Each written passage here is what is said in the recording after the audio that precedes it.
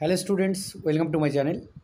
আজ আমরা class 11 semester 1 2025 Ray and Martin HS question bank English as you like it নাটকটির MCQ এর question answer নিয়ে আলোচনা করব, যেটি লিখেছেন উইলিয়াম শেক্সপিয়ার। আজ আমরা পেজ 169 থেকে 172 এই এর মধ্যে থাকা প্রশ্নগুলোর উত্তর করব। তো আজ শুরু হচ্ছে 70 থেকে।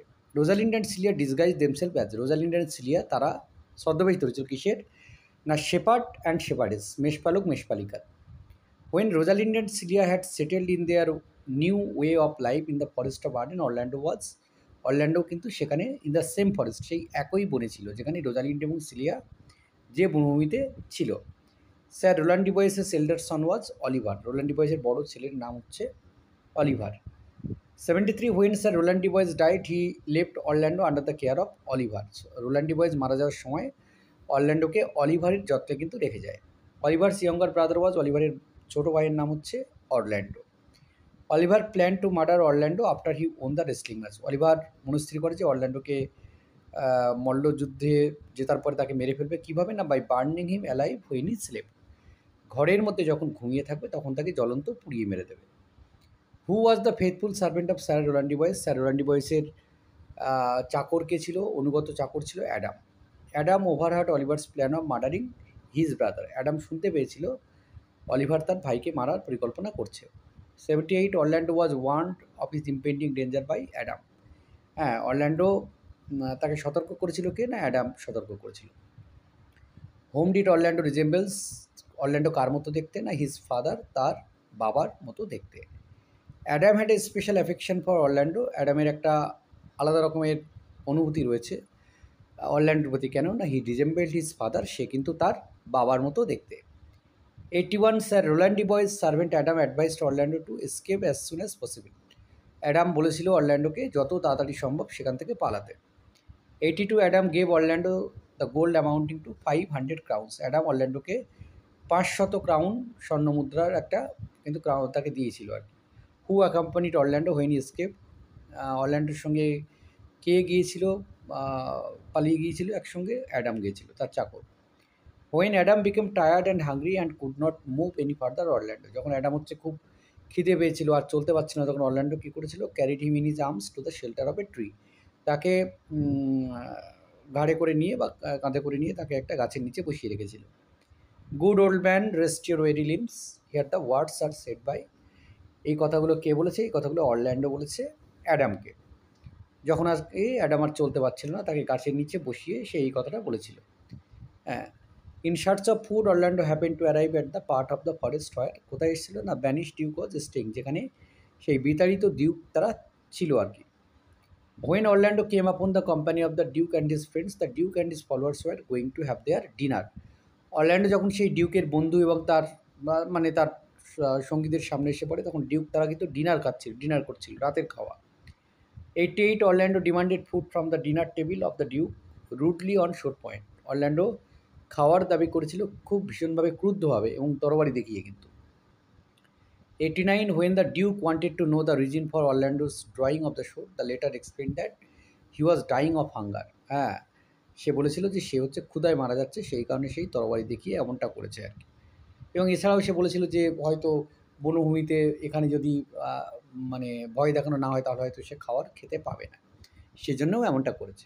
The banish duke fed Orlando and Adam. Banish duke, বিতাড়িত ডিউক, সে অরল্যান্ডো এবং অ্যাডাম দুজনকেই কিন্তু খাওয়ালো।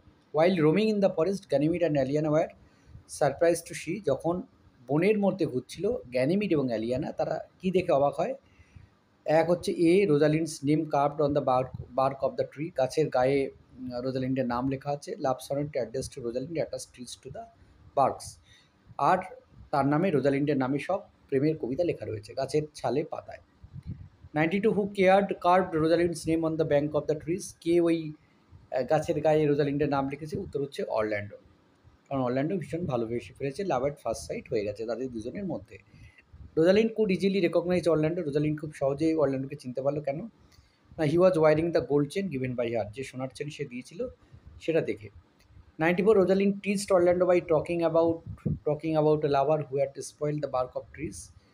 উত্তর হচ্ছে এ এবং বি হবে correct answer. Writing the name of his beloved and attaching love poems cutting them.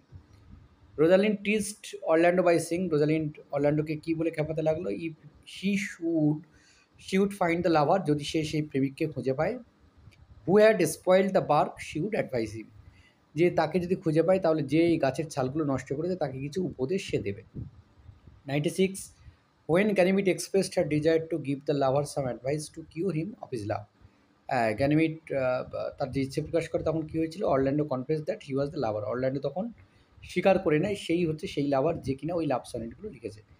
The remedy propose to Orlando by Ganymede was, remedy বা প্রতিকার কী ছিল যেটা গ্যানিমিড অরল্যান্ডোকে বলেছিল, সেটা হচ্ছে visit their cottage every day and feign to court Ganymede who would play the role of Rosalind, যে প্রতিদিন সেই গ্যানিমিডদের কুটিরে যেতে হবে এবং গ্যানিমিডকে তার প্রেমিকা ভেবে হচ্ছে গ্যানিমিডকে রোজালিন্ড ভেবে তাকে প্রেম নিবেদন করতে হবে। 98. Who told the two sisters where Rosalind's father residing, কে বলেছিল রোজালিন্ডকে যে রোজালিন্ডের বাবা, ওই দুই বোনকে বলেছে রোজালিন্ডের বাবা কোথায় থাকে, নান অফ দেম, কেউ কিন্তু বলেনি, রোজালিন্ড নিজেই কিন্তু খুঁজে বার করেছিল। When the banish duke asked Ganymede of his parentage, Ganymede replied that, যখন ব্যানিশ ডিউক বিতাড়িত ডিউক গ্যানিমিডকে জিজ্ঞাসা করেছিল তার বংশ সম্পর্কে, তখন সে কী বলেছিল, she came of a good lineage as he did, সে বলেছিল যে ব্যানিশ ডিউকের মতো সেও কিন্তু তার একটা ভালো বংশ আছে। আসলে তার বাবা বুঝতেই পারেনি যে সেটা হচ্ছে তার মেয়ে, কিন্তু মেয়ে বুঝে গেছিলো সেটা তার বাবা। The man hmm Orlando found lying অ্যাজলিপ in the ground of the forest, actually কোন লোক কাকে খুঁজে পেয়েছিল যে ওই বনের মধ্যে শুয়েছিল, অলিভার হচ্ছে অরল্যান্ডোর বড় ভাই। Orlando found a snake twisted around the neck of Oliver, Orlando দেখতে পায় যে অলিভারের গলায় একটা সাপ জড়িয়ে ধরে রেখেছে। Orlando saw a lioness waiting in the bush to attack Oliver, Orlando দেখলো যে একটা শিঙি কিন্তু অপেক্ষা করছে ঝোপের মধ্যে অলিভারকে আক্রমণ করার জন্য। Orlando saved Oliver from, Orlando অলিভারকে রক্ষা করে কোথা থেকে না, হাংরি লায়নেস থেকে অ্যান্ড ভেনামেস স্নেক থেকে। When Oliver discovered that he had been saved by the brother whom he had tried to kill twice, তখন কী করে অলিভার যখন বুঝতে পারে যে যে ভাই কে সে মারার চেষ্টা করেছিল সে কিন্তু তাকে দুবার বাঁচালো, বোথ বি অ্যান্ড সি হচ্ছে correct answer. Oliver was full of remorse, সে ভীষণ দুঃখ পায়। Oliver beg for Orlando's forgiveness, তখন সে তার ক্ষমা প্রার্থী হয়। ফাইন্ডিং অলিভার পেনিটেন্স, অরল্যান্ডো কী করে, রেডিলি ফরগেভ হিম, সঙ্গে সঙ্গে তাকে ক্ষমা করে দেয়। 106. Orlando sent Oliver to Ganymede's cottage convey the message that, Orlando অলিভারকে গ্যানিমিডদের কুটিরে পাঠায় কী বার্তা দিয়ে, যে Orlando would not be able to visit her that day, Orlando সেই দিন তার সঙ্গে দেখা করতে পারবে না।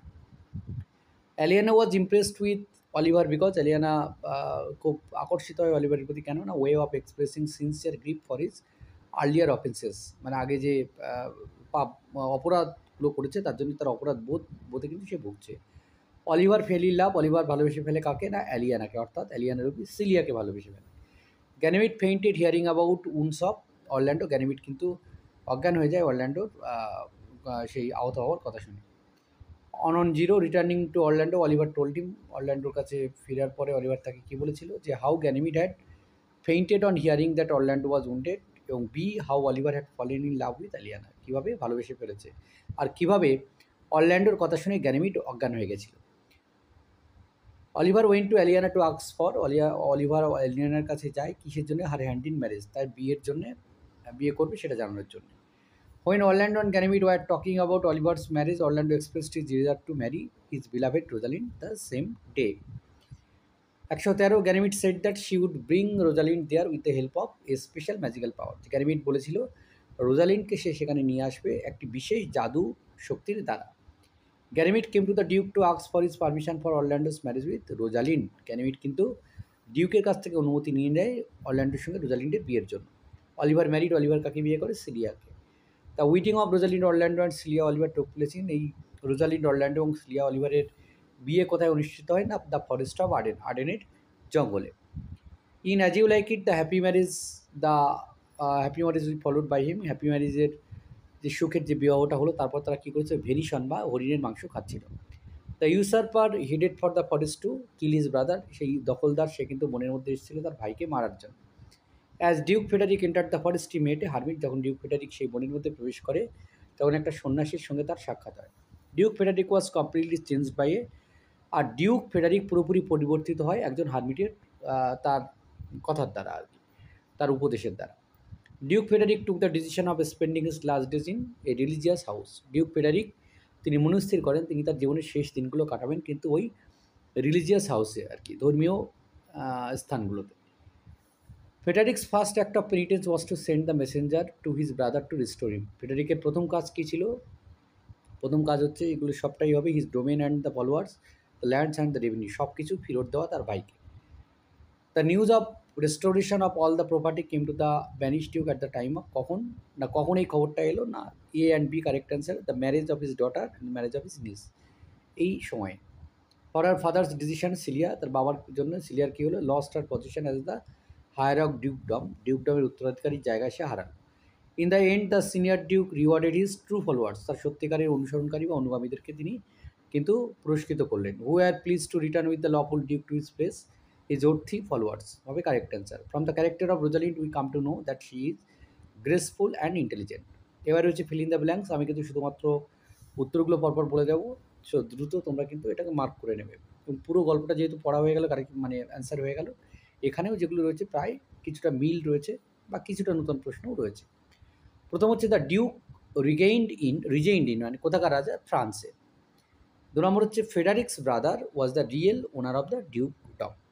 3 নম্বর হলো the lawful duke was followed by his followers to the forest of Arden. 4 number many wise men came to spend their leisure time in the forest of Arden.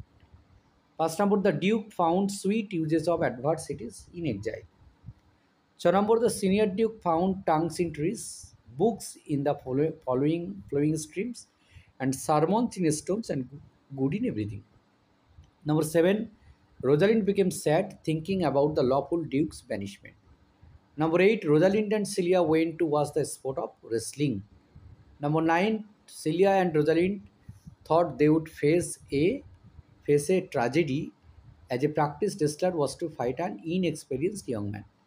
Number 10, the Duke wanted Rosalind and Celia to dissuade the young man from fighting. Number 11, the entreaties of the ladies made the young wrestler all the more determined to prove his valor in front of them. Number 12, Rosalind wished that the young wrestler would not be hurt during the wrestling match. Number 13, Orlando defeated his opponent in such a way that for some time he could not even talk. Duke Frederick was very pleased with Orlando's skill and courage. Rosalind was delighted to hear that Orlando was the son of her father's old friend. Celia pleaded in favor of her sister. According to the Duke, Celia will seem more bright and virtuous when Rosalind would be gone. 18, Rosalind decided to disguise herself as a country lad. 19 হচ্ছে Rosalind pretended to be the rustic and stout-hearted brother of the gentle village maiden. 20, Oliver had arranged for a fight as he wanted to get rid of his younger brother. Or answer কিন্তু Oliver হবে। 21, Oliver wanted to kill Orlando because he was jealous. 22, after having food, Adam regained his strength. 23, when the banished Duke came to know that Orlando was friend's son, the former took Orlando and Adam under his protection. 24, when Orlando get Ganymede, he thought that in Ganymede he found a likeness to his beloved Rosalind.